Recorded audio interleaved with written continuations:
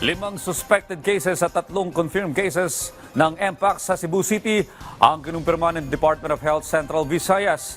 Kaya nagkasama ng LGU ng isang interagency task force laban sa sakit. Ang detalye sa report ni Nina Oliverio ng PTV Cebu.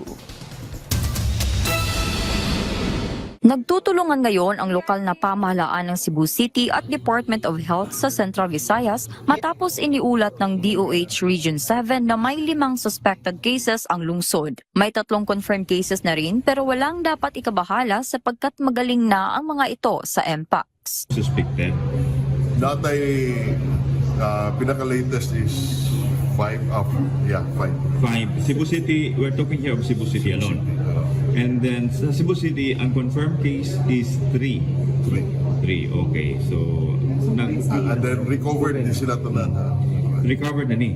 Ang ining 5 na suspected Ang is three. napakaroon sa hospital. Ang kanina- Wala na admitted. Nalang sila home advice for home quarantine. Kinumpirma naman ng LGU ng Cebu City ang suspected Mpox cases ng lungsod na tinututukan ngayon ng DOH Central Visayas. When we say suspected, why suspected? Na sila symptoms, fever, and then nakita nga mga rashes, na kanang mga buting-butling sa ilang lawas. No, so mo yung sila na suspect case. Pero wag yun yung confirm sa RITM. Waiting pa. Waiting pa. Waiting pa.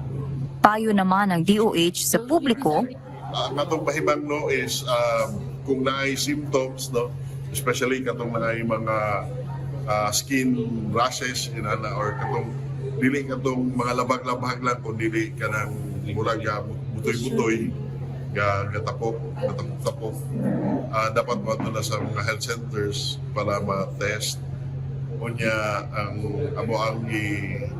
ato ang i-avoid, no, especially ang skin to skin or close contact, labi na tong naay mga symptoms na sa ilang pagpanit nga makita.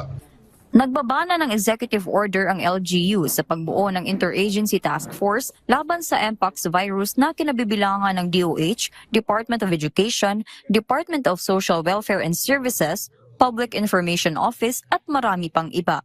So among the functions are to oversee the status and monitoring of the Mpox cases in the city, to submit a daily report, among others, prepare an emergency plan. Maliban sa Cebu City, may confirmed case sa Talisay City. Gayunpaman, pumanaw ito dahil sa ibang karamdaman at hindi sa Mpox. Isang suspected case naman ang binabantayan sa Mandawi City. Patuloy pa rin ang DOH-7 at LGU sa Cebu City sa pagmonitor ng mga kaso ng Mpox. Mula sa PTV Cebu, Nina Oliverio para sa Pambansang TV sa Bagong Pilipinas.